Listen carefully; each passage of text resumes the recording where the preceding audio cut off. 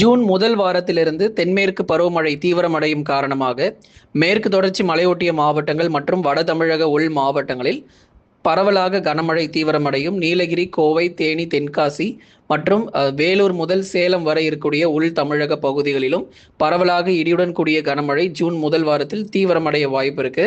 அடுத்து வரக்கூடிய இரு தினங்கள் பரவலாக மாலை அல்லது இரவு நேரங்களில் பகுதியாக மட்டுமே மிதமான மழை சில இடங்களில் பதிவாகும்.